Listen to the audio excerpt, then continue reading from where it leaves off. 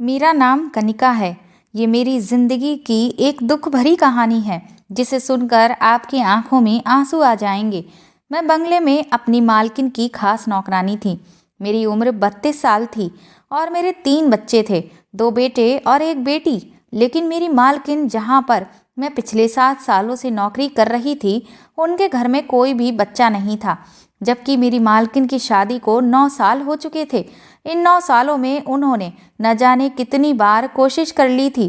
बड़े से बड़े डॉक्टर से इलाज करा लिया था और पंडित, तांत्रिक बाबा न जाने किस किस को अपनी परेशानी के बारे में बताया था। फिर भी उनके पास औलाद नहीं थी। शायद उनके भाग्य में अभी तक औलाद नहीं लिखी थी। मुझे मेरी मालकिन बहुत ज़्यादा प्यारी थी। मेरे मालिक और मालकिन के बीच लव मैरिज हुई थी। अपनी शादी के पूरे 2 साल बाद उन्होंने मुझे अपने घर में नौकरी पर रखा था। मैं उनकी सबसे भरोसेमंद नौकरानी साबित हुई थी, इसलिए वह अपनी हर अच्छी बुरी बात मुझसे शेयर करती थी। मुझसे उनका दुख देखा नहीं जाता था। मेरे मालिक को भी बच्चे बहुत अच्छे लगते थे। उनका कहना था कि चाहे कुछ भी हो जाए, उन्हें अपना बच्चा ही चाहिए। दोनों पति पत्नी के बीच इतनी ज़्यादा मोहब्बत थी, लेकिन मालकिन के बच्चा ना होने की वजह से मालिक उनसे खफा खफा से रहने लगे थे और उनका कहना था कि मुझे तो सिर्फ अपना बच्चा ही चाहिए। कुछ भी करके मुझे अपना खून चाहिए। मैं अपने माता पिता का इकलौता बेटा हूँ। मेरे माता पिता के मरने के बाद मैं उनकी पीढ़ी को यहाँ तक लेकर आया हूँ। मैं चाहता हूँ कि मेरा भी अपना बच्चा हो और वह मेरे खानदान को आगे बढ़ाए। लेकिन अगर मेरा कोई बच्चा नहीं हुआ तो मेरा तो कोई खानदान ही नहीं बन सकेगा। मेरी पीढ़ी तो बस यहीं तक ही खत्म हो जाएगी। मालिक को भी अपनी जायदाद का वारिस चाहिए था। काफ़ी लोगों ने ये भी सजेशन दिया कि वह बच्चा अडॉप्ट कर लें, लेकिन मेरे मालिक का कहना था कि अपना बच्चा अपना ही होता है और पराया पराया ही होता है। मेरी मालकिन ने हर तरह से कोशिश करके देख ली थी, लेकिन फिर भी वह प्रेग्नेंट नहीं हो पा रही थी। उन्होंने जादू टोना भी करवा लिया था। सारी कोशिशें नाकाम होकर मालकिन खामोश होकर बैठ गई थी और मालिक का कहना था कि अगर उनका वारिस नहीं मिला तो वह दूसरी शादी कर लेंगे। मालकिन तो मालिक से बहुत प्यार करती थी। वह नहीं चाहती थी कि उनके पति उनकी आंखों के सामने कोई दूसरी औरत लाकर रखे। ऐसा तो मालिक भी नहीं चाहते थे, लेकिन वह भी मजबूर थे। इस सारे मामले में मैंने मालकिन की बहुत मदद की थी। वह जिस भी तांत्रिक बाबा के पास जाती थी, मुझे साथ लेकर जाती थी। इस मदद का आज तक मुझे बहुत फ़ायदा मिला था, लेकिन इस बार तो मालिक ने दूसरी शादी करने का पक्का इरादा कर लिया था और उन्होंने कहा था कि वह किसी भी हाल में अपना डिसीज़न नहीं बदलेंगे, क्योंकि इससे पहले भी मालिक मालकिन से ज़िद कर बैठे थे कि उन्हें अपने बच्चों की खातिर दूसरी शादी करनी ही होगी। लेकिन प्यार वह हमेशा मालकिन से ही करेंगे और मालकिन की आंखों में मालिक कभी आंसू नहीं देख सकते थे। हर बार मालिक मालकिन के आंसू देखकर अपने आप को दूसरी शादी करने से रोक लिया करते थे, जबकि मालकिन को पूरा भरोसा वो दिलाते थे कि जो वैल्यू उनके दिल में मालकिन की है, उनकी जगह वो कभी उस दूसरी पत्नी को नहीं देंगे। उन्हें सिर्फ दूसरी पत्नी से बच्चा चाहिए, क्योंकि मालकिन मालिक की मोहब्बत थी। अब तो मालकिन की जान पर बनाई थी। अब तो कोई जादू टोना भी काम करने वाला नहीं था। मालिक ने अब जो फैसला कर लिया था सो कर लिया था। मालकिन बहुत ज़्यादा परेशान थी। मैं उन्हें देख रही थी कि वह रो रही थीं। उनकी हालत बहुत ज़्यादा खराब थी। वह अपने कमरे में आंखों में आंसू लिए इधर से उधर चक्कर काट रही थी। मैंने उनसे कहा कि मालकिन, आप परेशान मत हो, सब ठीक हो जाएगा, कुछ भी गलत नहीं होगा। तो उन्होंने कहा कि तुम्हें नहीं पता है कनिका, मैं अपने पति की दूसरी पत्नी को बर्दाश्त नहीं कर सकती। मैं नहीं चाहती कि एक ही घर में रहते हुए मेरी सूरत पर मेरी सौतन आ जाए। मैं अपने पति से बहुत प्यार करती हूँ। मुझे नहीं पता था कि शादी के बाद भगवान मुझे औलाद नहीं देगा और इस वजह से मेरे पति के दिल में मेरे लिए मोहब्बत कम हो जाएगी, बल्कि ख़त्म ही हो जाएगी। मैंने मालकिन को तसल्ली दी और कहा कि ऐसा नहीं है। मालकिन, मालिक आपसे बहुत प्यार करते हैं और वह मजबूरी में ही दूसरी शादी करना चाहते हैं। मालकिन कहने लगी, क्या तुम्हें पता है कि जब मेरे पति की दूसरी पत्नी इस घर में आ जाएगी और वह उन्हें बच्चा पैदा करके दे देगी तो उनके दिल में मेरे लिए जो बची कुची मोहब्बत है वह भी खत्म हो जाएगी, क्योंकि मैं तो उनको बच्चा नहीं दे सकी। जो औरत उनको बच्चा देगी तो मेरे पति उसी को और उसके बच्चे को ही ज़्यादा वैल्यू देंगे। फिर तो मेरी इज्जत इस घर में 2 कौड़ी की भी नहीं रहेगी और ऐसा मैं बिल्कुल भी नहीं चाहती हूँ। हाँ, ऐसा ज़रूर है कि मेरा पति किसी दूसरे का बच्चा ले ले, लेकिन सारी ज़िंदगी के लिए मेरे ही घर में मेरे सामने सौतन को ना लेकर आए। मेरी इस शहर में इज्जत है, मैं एक बहुत बड़े बिजनेसमैन की बेटी हूँ और तुम जानती हो कि मैंने बहुत ज़्यादा जिद करके अपने पति से शादी की है। मेरे पेरेंट्स तो शादी के लिए तैयार ही नहीं थे। अगर उन लोगों को ये बात पता चल गई तो वह भी मुझे कहेंगे कि ये तुम्हारी ही गलती का नतीजा है। मैं उन लोगों से भी कुछ नहीं कह सकती। मेरे पति के दोस्त भी उनको यही एडवाइस देते हैं कि वह दूसरी शादी कर ले ताकि इस घर में जो मेरी वैल्यू है वह बिल्कुल ख़त्म हो जाए। लेकिन मैं ऐसा बिल्कुल नहीं होने दूंगी। मैं कोई ना कोई रास्ता निकाल कर ही रहूंगी। मालकिन हद से ज़्यादा परेशान थी। फिर अचानक वह चक्कर लगाते लगाते एक तरफ रुक गई और मेरे चेहरे की तरफ अजीब नज़रों से देखने लगी। मैं भी मालकिन को ही देख रही थी कि अचानक उनका मुझसे क्या काम पड़ गया और वह मुझे इस तरह से क्यों देख रही हैं। तभी मालकिन ने अचानक मुझसे कहा कि कनिका, क्या तुम मेरी मदद कर सकती हो? उन्होंने अचानक मेरी आंखों में देखकर मेरे हाथों को थामकर मुझसे सवाल किया तो मैं हैरान हो गई थी। मैंने उनसे कहा कि हाँ, मैं तो हमेशा आपका काम करने के लिए तैयार रहती हूँ। आपको ऐसा कहने की बिल्कुल ज़रूरत नहीं है, क्योंकि ये मेरा फ़र्ज है। मैंने कहा कि आपको पूछने की ज़रूरत नहीं है, आप तो बस मुझे अपना काम बताओ कि मुझे क्या करना है, मैं किस तरह से आपकी मदद कर सकती हूँ। तो उन्होंने कहा कि मैं आज तुमसे ऐसी मदद मांगने जा रही हूँ, शायद इस मदद के लिए तुम कभी तैयार ना हो। उनकी बात सुनकर मैं हैरान हो गई थी कि ऐसा आखिर कौन सा काम था और ऐसी कौन सी मदद थी जो मैं उनके लिए नहीं कर सकती थी। मैंने कहा कि मालकिन, मैं आपकी हर मदद करने की पूरी कोशिश करूँगी। आपने सोच भी कैसे लिया कि मैं आपको इनकार कर दूंगी? तो उन्होंने कहा कि जो बात अब मैं तुमसे कहने जा रही हूँ, शायद वो तुम्हारे लिए सुनना बहुत मुश्किल और करना भी बहुत मुश्किल होगा और तुम इनकार भी कर दोगी। उनकी बात सुनकर मुझे सच में बड़ी हैरानी हुई थी कि आखिर ऐसी कौन सी मदद थी जो वह मुझसे चाहती थी। लेकिन अगले ही पल उन्होंने मेरी आंखों में देखकर मुझसे ऐसी मदद मांग ली थी जिसे सुनकर मेरे पैरों तले से ज़मीन निकल गई थी। मालकिन की बात सुनकर एक पल के लिए मैं हैरान रह गई। वह मेरे चेहरे के एक्सप्रेशन देख रही थी और समझ गई थी कि मैं कंफ्यूज हो गई हूँ। फिर मेरी तरफ देखकर वह कहने लगी, मैं जानती थी कि तुम मेरी मदद नहीं करोगी इस मामले में, क्योंकि ये काम बहुत मुश्किल है। कोई भी औरत इस काम को इतनी आसानी से नहीं करेगी। फिर मैंने कहा कि मालकिन, ऐसा कैसे हो सकता है? मैं इतना बड़ा काम कैसे कर सकती हूँ, वह भी किसी को बिना बताए? और इस काम से जितना नुकसान मुझे होगा उससे कहीं ज़्यादा आपको ही होगा। मैं आपकी मदद कर दूंगी। लेकिन मैं सोच में पड़ गई थी। मुझे देखकर मालकिन ने कहा कि तुम मेरी मदद करोगी तो मैं तुम्हें इसकी भारी कीमत दूंगी। मैं तुम्हें अपने इस काम के बदले पूरे 60 लाख रुपए दूंगी। 60 लाख की रकम के बारे में सुनकर मेरे तो होश ही उड़ गए थे। मैंने कभी ज़िंदगी में इतने ज़्यादा पैसे नहीं देखे थे। मेरी आंखों के सामने 60 लाख रुपए लहराने लगे थे, क्योंकि मैं बहुत ज़्यादा गरीब थी। मेरी शादी भी एक गरीब किसान के साथ हुई थी। मेरा पति गांव में मेरे बच्चों के साथ रहता था और मैं यहाँ पर शहर में मालकिन के घर नौकरी करती थी। मैं यहाँ से काम करने के बाद हर महीने अपने पति को पैसे भेज दिया करती थी। जब से मैंने यहाँ पर काम करना शुरू किया था, मेरे पैसे कमाने के बावजूद भी मेरे पति ने नौकरी करना छोड़ दिया था और उसने कई लाख रुपए का कर्ज लिया हुआ था। हमारा कर्ज लगभग 5 लाख रुपए का था। ये 60 लाख हमारे बहुत काम आने वाले थे। ये रकम तो बहुत बड़ी थी, रकम बहुत ज़्यादा, और काम बिल्कुल आसान था। मुझे इससे कोई फर्क नहीं पड़ता था, लेकिन मुझे डर था कि मेरा पति इस काम के लिए मुझे परमिशन देगा भी या नहीं।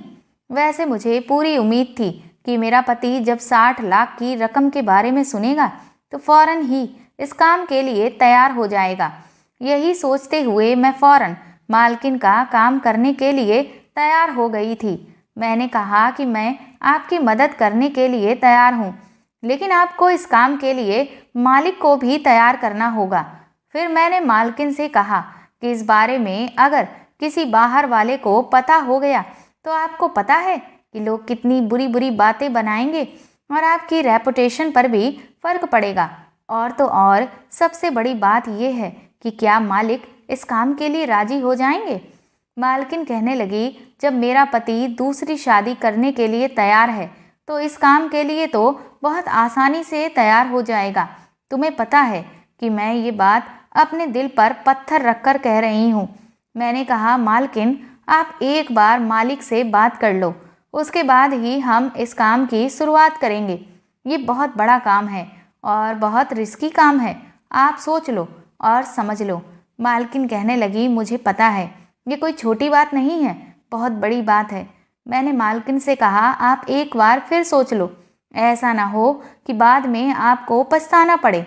मालकिन ने कहा, मैंने बड़ी मुश्किल से फैसला किया है और अब मैं अपने फैसले से मुकरने वाली नहीं हूँ।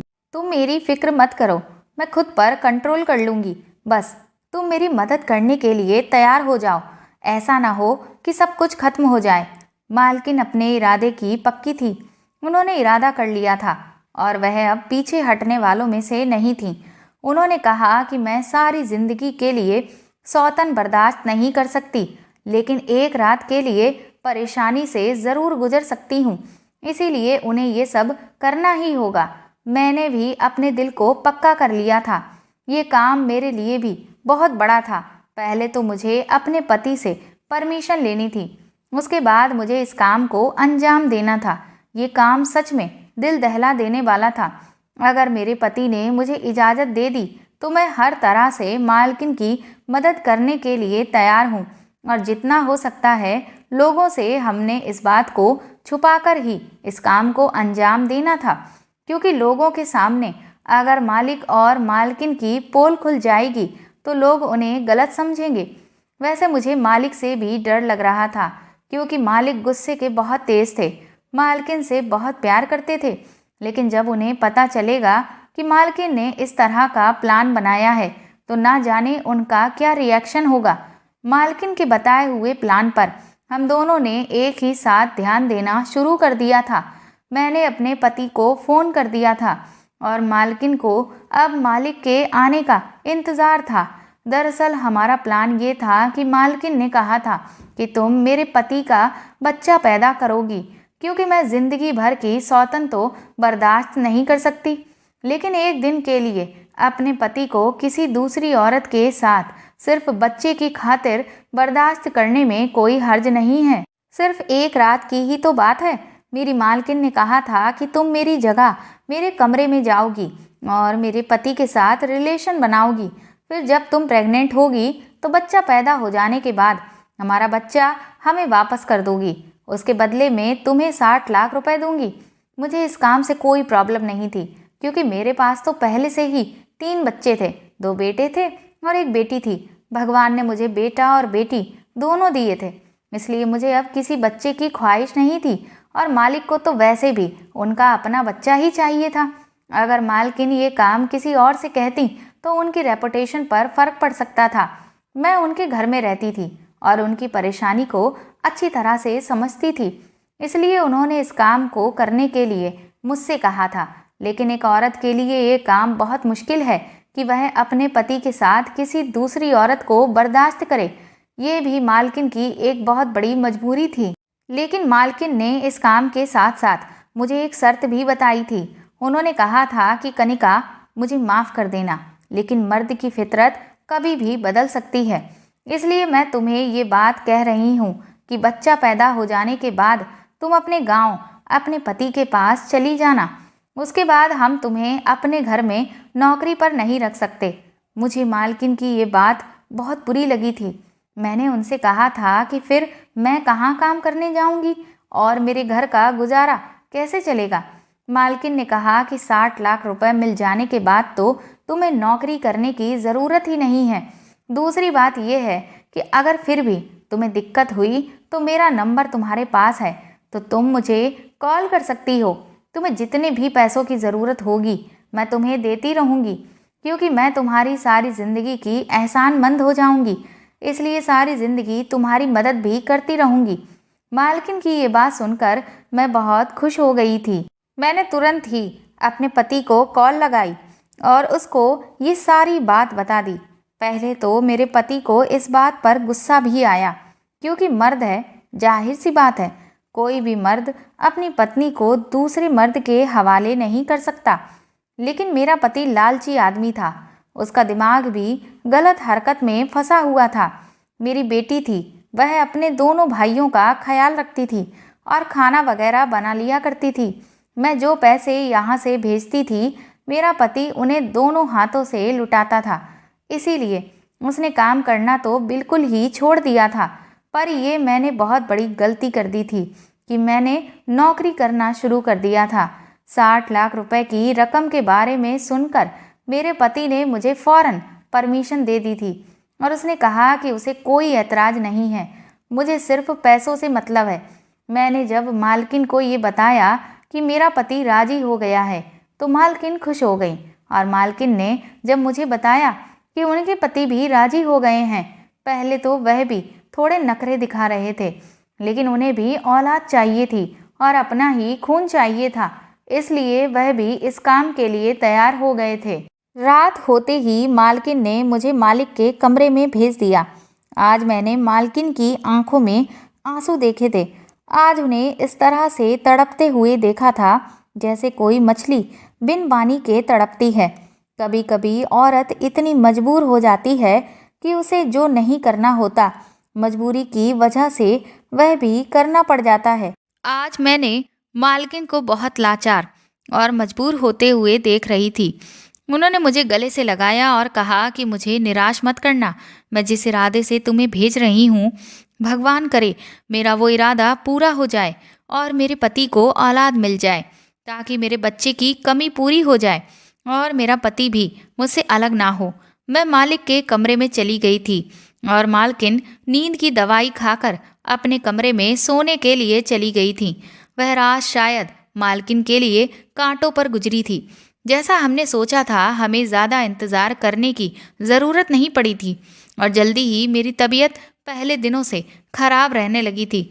मालकिन ने मुझे शहर की सबसे अच्छी डॉक्टर के यहाँ दिखाया था। डॉक्टर ने मुझे गुड न्यूज़ सुनाई थी तो मालकिन और मालिक बहुत ज़्यादा खुश हो गए थे। मालकिन से ज़्यादा तो मालिक खुश थे। उनकी तो खुशी का ठिकाना ही नहीं था। पहली कामयाबी तो हमें मिल चुकी थी। भगवान ने हमें ज़्यादा इंतज़ार नहीं करवाया था। सारा रास्ता मेरी आंखों के सामने 60 लाख रुपए की रकम थी और उधर मैंने नोटिस किया था कि मालिक और मालकिन भी बहुत ज़्यादा खुश थे। उन दोनों की आंखों के सामने बच्चा घूम रहा था। अपने सारे रिश्तेदारों के सामने मालिक ने खबर फैला दी थी कि मालकिन प्रेग्नेंट है, क्योंकि किसी को भी ये नहीं बताना था कि ये बच्चा मालकिन की कोख से नहीं बल्कि मेरी कोख से जन्म लेगा। मालिक के सारे रिश्तेदार भी बहुत खुश हो गए थे, क्योंकि मालिक भी ये नहीं चाहते थे कि वो दूसरी शादी करें। वो तो मजबूर होकर ऐसा करने की कोशिश कर रहे थे। अगर मालिक को दूसरी शादी करनी ही होती तो काफ़ी सालों पहले ही वो कर चुके होते। लोग तो बच्चा ना हो तो 2-3 साल के बाद ही दूसरी शादी की तैयारियां शुरू कर देते हैं। मालिक तो फिर भी इतने साल रुके रहे। वो तो इतने अमीर थे कि आसानी से कोई भी लड़की उनसे शादी कर लेती। लेकिन अब की बार तो उन्होंने पक्का इरादा कर लिया था। जमाने और रिश्तेदारों के दबाव में आकर वह दूसरी शादी के लिए तैयार थे।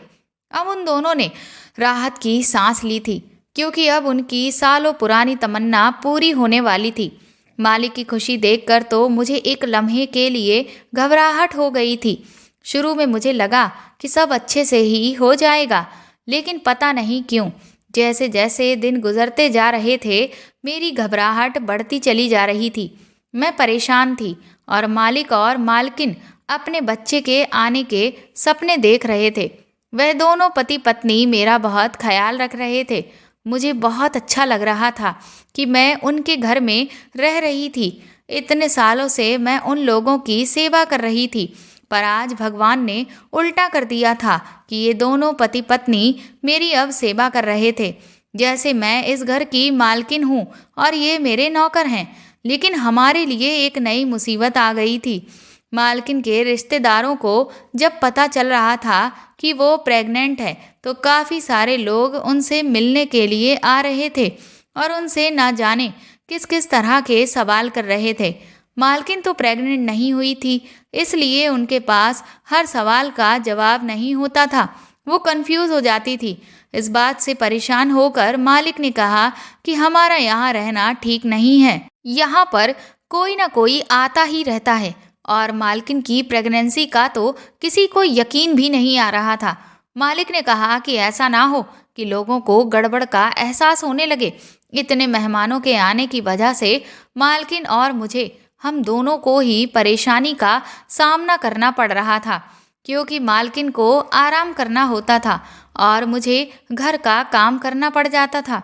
इसीलिए मैंने मालकिन को एडवाइस दी कि हम उनके दूसरे शहर में बने रिजॉर्ट में रहने के लिए चले जाते हैं। वहाँ पर हम आराम से वक्त गुजार लेंगे और मालिक अपने रिश्तेदार को बता देंगे कि मालकिन अपने मायके में जाकर रह रही हैं। इस तरह से कोई भी रिजॉर्ट में नहीं आएगा और हम लोग वहाँ पर आसानी से टाइम पूरा कर लेंगे। मालिक को भी मेरा ये आइडिया अच्छा लगा था। मालिक ने अपने रिजॉर्ट में मुझे और मालकिन को शिफ्ट कर दिया था। इस रिजॉर्ट में कोई नहीं था। हमारे साथ मालिक ने एक चौकीदार और एक नौकरानी को भेज दिया था हमारा ख्याल रखने के लिए, क्योंकि मैं अभी तक कोई काम नहीं कर रही थी। उधर बंगले में अगर कोई मेहमान आ भी जाता तो मुझे काम करना पड़ जाता था, ताकि किसी को हम पर शक ना हो। इस रिजॉर्ट में हमारी ज़रूरत की हर चीज़ मालिक ने मौजूद करवा दी थी। हम इस रिजॉर्ट में आने के बाद बहुत सुकून से थे और मालकिन मेरा बहुत ज़्यादा ख्याल रखती थी। कुदरत का करिश्मा भी बड़ा अजीब होता है। कल मैं जिनसे मांगती थी, आज वह मुझसे औलाद मांगने के लिए तरसी जा रही थी। मेरी मालकिन बहुत अच्छी और मेहरबान औरत थी। मैं सोचती थी कि मालकिन इतनी अच्छी है, फिर उनके साथ अच्छा क्यों नहीं हुआ? क्या सच में अच्छे लोगों के साथ अच्छा नहीं होता है? फिलहाल वक्त गुजरता चला गया और मुझे अजीब अजीब तरह के ख्याल आने लगे थे। हफ्ते महीनों में बदल गए। मेरा बच्चा मेरे पेट में लात मारने लगा था। पहली बार जब उसने मेरे पेट में हरकत करनी शुरू की थी, आधी रात को अचानक मेरी आंख खुल गई और मैं उठकर बैठ गई थी। मैंने अपने पेट पर जैसे ही हाथ फेरा, मुझे कुछ अजीब सा एहसास हुआ। मुझे महसूस हुआ कि मेरा बच्चा मुझे पुकार रहा है, मुझसे कह रहा है कि माँ, मैं आपका बच्चा हूँ, मुझे किसी को मत दो, मैं तुम्हारा हूँ, मुझे अपने साथ रखो। इसी तरह के सपने मुझे हर रोज़ आने लगे थे। सारी रात मैं जाग कर गुजारने लगी थी और ज़्यादा जागने की वजह से मेरे अंदर वीकनेस होने लगी थी। मेरा दिल धीरे धीरे अब बदलने लगा था, क्योंकि अब हर रात मेरे साथ ऐसा ही होता था। रातों को मेरा दिल ही नहीं, बल्कि वक्त के साथ साथ मेरी नीयत भी बदल रही थी। मैं परेशान थी। मुझे अब 60 लाख रुपए झूठे और बेकार लग रहे थे। मुझे लग रहा था कि 3 बच्चे होने के बाद मुझे अब और बच्चों की चाहत नहीं होगी। मेरे लिए पैसा ज़रूरी था, बच्चे नहीं। बच्चे तो मुझे पहले ही मिल चुके थे और मेरी कोई ख्वाहिश नहीं थी, क्योंकि बेटा और बेटी दोनों ही मेरे पास थे। मुझे क्या पड़ी थी कि मैं बेवजह एक और बच्चा पैदा कर लूं, क्योंकि महंगाई के इस दौर में अपना खाना पीना ही मुश्किल से चल रहा है। ऊपर से बच्चों को पालना तो बहुत भारी काम है। लेकिन अब मेरा ख्याल गलत साबित हो गया था और बच्चा पहला हो या आखिरी, अपनी औलाद अपनी ही होती है। मेरी मालकिन ने मेरी परेशानी को भांप लिया था। एक दिन मैंने मालकिन और मालिक को आपस में बात करते हुए सुन लिया था। मालकिन मालिक से कह रही थी कि कहीं ऐसा ना हो कि ये ऐन मौके पर कनिका की नीयत बदल जाए। मालिक ने कहा कि ऐसा नहीं हो सकता है, उसकी नीयत कभी नहीं बदलेगी, क्योंकि उसके पहले से ही बच्चे हैं।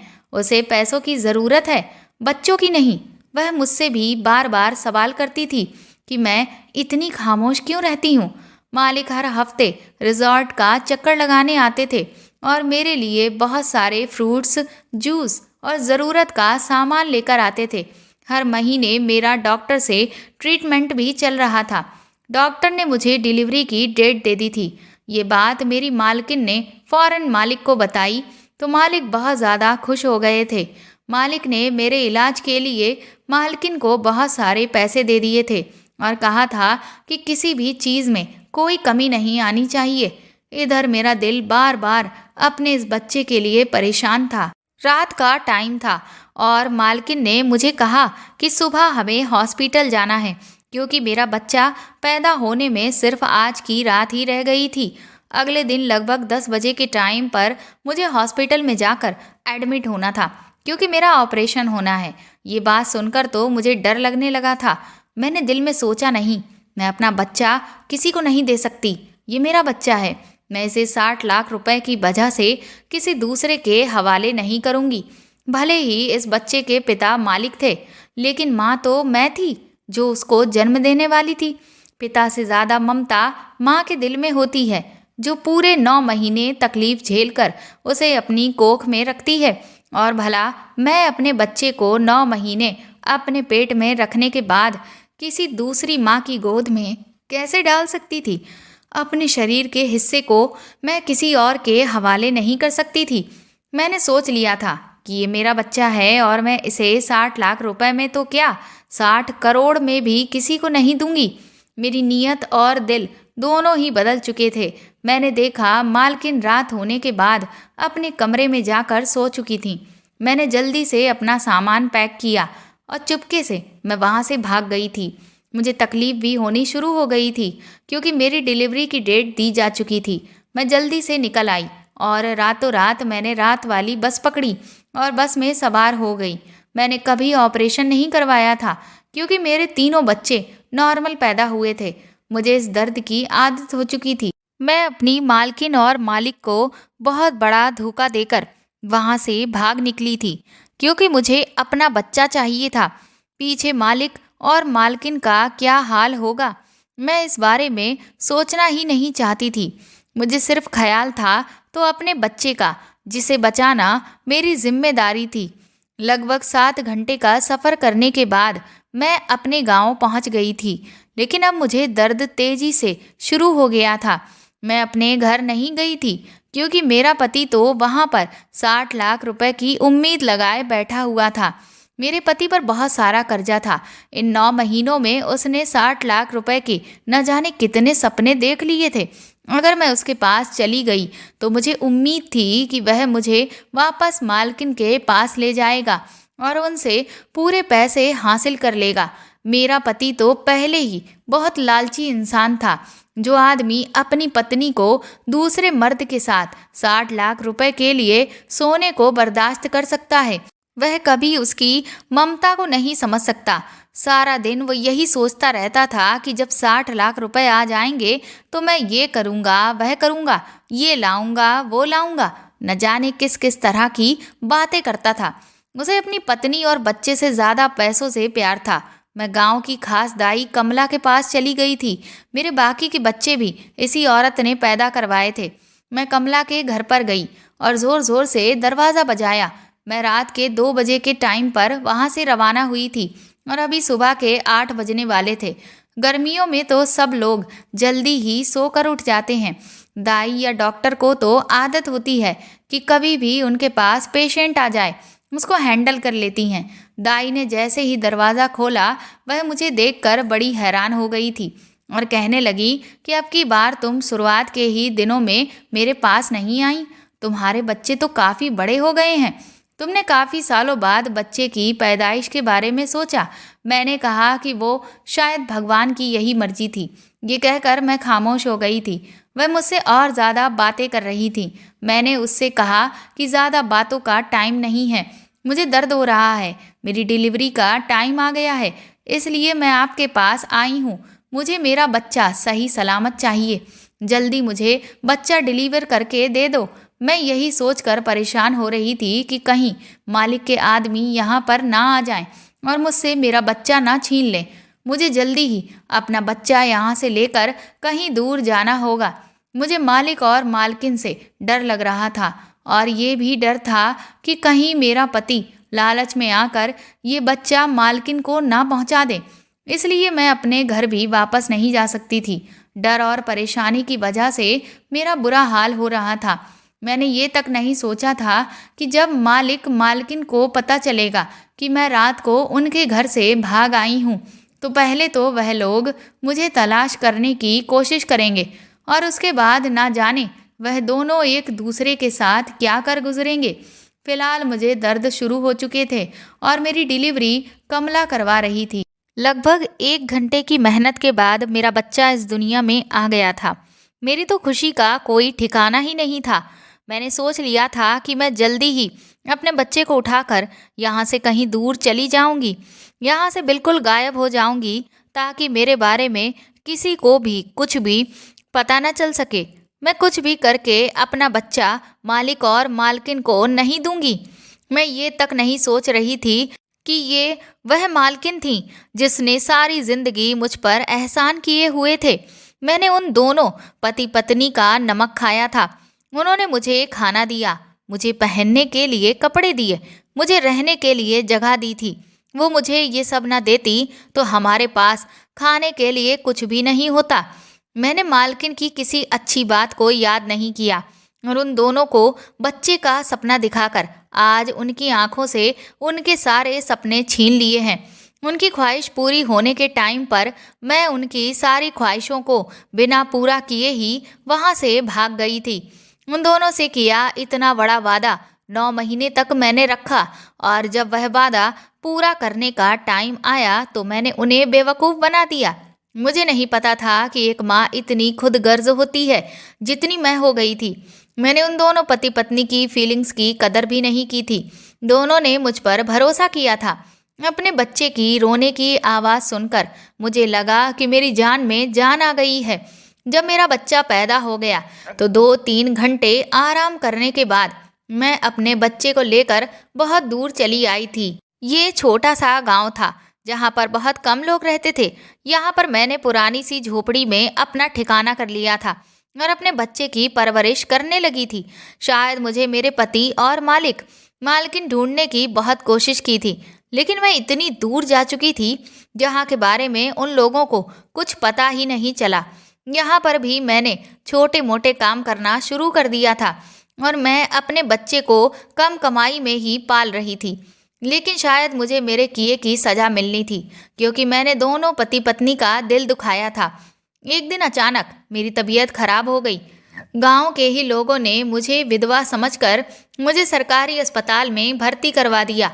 वहां पर पता चला कि मुझे कैंसर जैसी बड़ी बीमारी है और मैं जब तक जी रही हूँ, न जाने किस दिन मेरी मौत आ जाए। मैंने अपनी यादों को ताज़ा करने के लिए अपनी ज़िंदगी की पूरी कहानी डायरी में लिखना शुरू कर दिया, ताकि जो गलती मैंने की है वह आगे कभी कोई औरत ना करे। मेरा बेटा 15 साल का हो गया था। मेरा बेटा बचपन से ही बहुत समझदार था, क्योंकि मालिक भी बहुत समझदार और ईमानदार आदमी थे। वह अपने पिता पर गया था। भगवान ने मेरे बेटे की परवरिश करने के लिए शायद मुझे 15 साल तक जिंदा रख लिया था। एक दिन न जाने कैसे मेरे बेटे के हाथ में वो डायरी लग गई। उसे मैं गांव के ही सरकारी स्कूल से फ्री में पढ़ा रही थी। मेरा बेटा पढ़ाई में बहुत अच्छा था। मेरे बेटे ने डायरी पढ़ ली और उसे मेरी हकीकत के बारे में सब कुछ पता चल गया।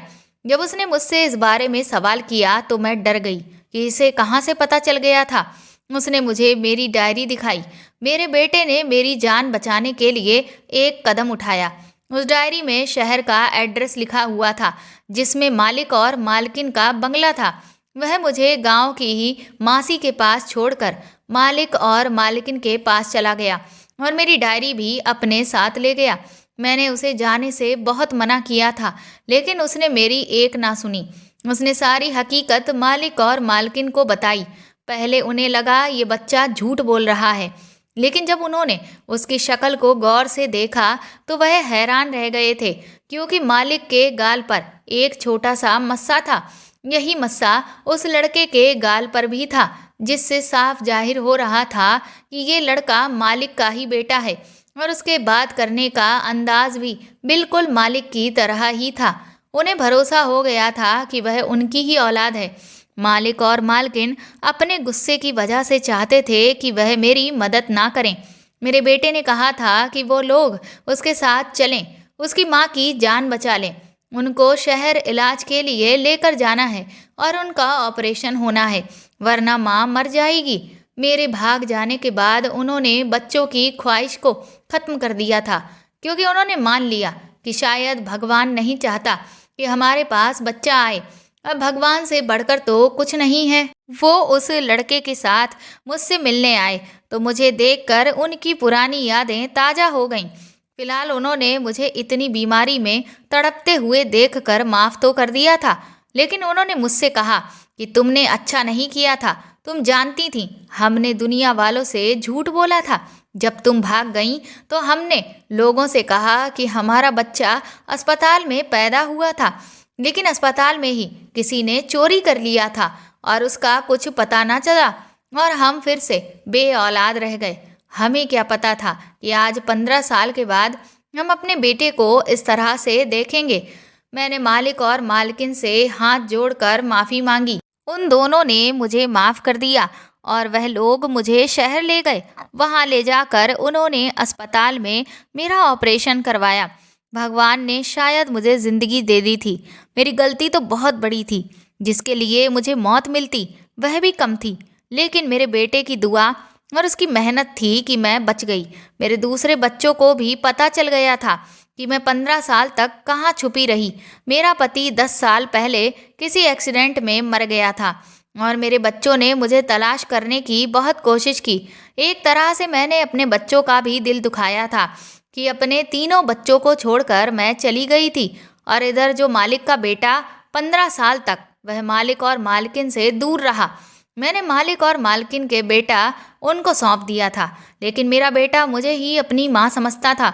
उसे सारी हकीकत के बारे में तो पता था, लेकिन मैंने उसे कहा कि बेटा, शायद यही मेरी गलती का पश्चाताप है। मैं इसी तरह से अपनी गलती को सुधार सकती हूँ। मैं अब और इन पति पत्नी के साथ गलत नहीं कर सकती। इन्हीं की वजह से तो मेरी ज़िंदगी बच सकी है। मैं तुमसे मिलने आया करूँगी, लेकिन तुम्हारे असली पिता तो मालिक ही हैं। इस तरह से मैं अपने गांव बच्चों के पास चली गई और मालिक मालकिन को उनका बेटा वापस कर दिया। मैं अपने बच्चों के साथ रहकर खुश हूँ। उन्होंने मुझे 60 लाख रुपए दे दिए। मुझे 60 लाख की कोई ज़रूरत नहीं थी, लेकिन उन्होंने कहा ये पैसा रख लो, तुम्हारे काम आएगा। मुझे अफसोस हो रहा था कि इन भले पति पत्नी के साथ मैंने बहुत गलत किया था, लेकिन मुझे अपने छोटे बेटे की याद अभी भी सताती है। जब मुझे उसकी याद आती है तो मैं उससे मिलने के लिए चली जाती हूँ। मालिक मालकिन ने लोगों को बताया कि ये उनका वही बेटा है जो अस्पताल से चोरी हो गया था और अब 15 साल बाद ये उनको मिल गया है। मेरे बेटे ने मालिक मालकिन को अपना माता पिता मान लिया और वह उनके साथ उनके घर में बहुत खुश है। तो दोस्तों, आपको ये कहानी कैसी लगी कमेंट करके ज़रूर बताएं और प्लीज़ इस कहानी को ज़्यादा से ज़्यादा शेयर और लाइक करें। आप चाहें तो मुझे सुपर थैंक्स भी दे सकते हैं। साथ ही अगर आप चैनल पर नए हैं तो सब्सक्राइब करके बेल आइकन ज़रूर दबा दें, ताकि आगे भी मैं आपको ऐसी ही अच्छी कहानियाँ सुनाती रहूँ। Thank you.